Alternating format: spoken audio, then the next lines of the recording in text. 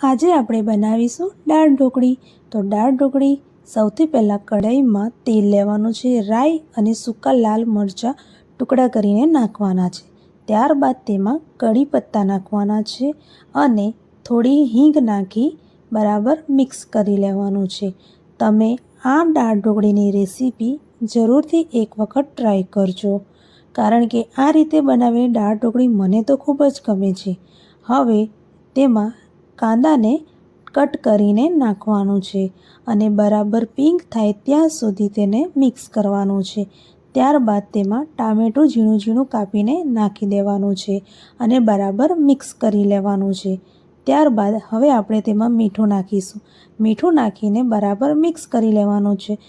ત્યારબાદ બધા રેગ્યુલર મસાલા હળદર, લાલ મરચું, ધાણા જીરું પાવડર, લીલું મરચું, લસણ આદુની પેસ્ટ પાણી નાખીને એને બરાબર મિક્સ કરી લેવાનું છે, જ્યાં સુધી મસાલાનું તેલ કિનારી ઉપરથી છૂટું ન થાય ત્યાં સુધી।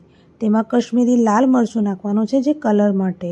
દાળને બાફી દેવાની છે, તેમાં સિંગદાણા અને લીલી તુવેરના દાણાને પણ સાથે જ મિક્સ કરી લેવાનું છે। તેમાં તમે થોડું મીઠું અને હળદર નાખીને બાફી લેવાની છે। ત્યારબાદ બરાબર મિક્સ થઈ ગયું છે। હવે એમાં થોડું પાણી નાખવાનું છે।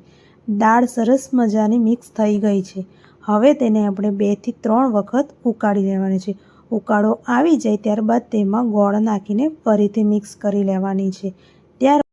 ત્યારબાદ ઘઉંનો લોટ બાંધવાનો છે। હળદર, લાલ મરચું, મીઠું, તેલ નાખીને આપણે લોટ બાંધી લેવાનો છે। રોટલી વણીએ તેમ વણી લેવાનો છે, કટ કરી દેવાનું છે અને દાળ ઢોકળી જે ઉકળી ગઈ છે સરસ મજાની, તેમાં ટુકડા કરીને એમાં નાખી દેવાનું છે।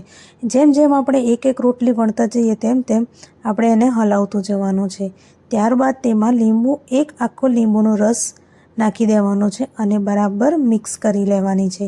5 મિનિટ સુધી તેને તમારે ધીમા ગેસે થવા દેવાનું છે અને લીલા ધાણા નાખીને મિક્સ કરી લેવાની છે। તો દાળ ઢોકળી આપણી તૈયાર છે।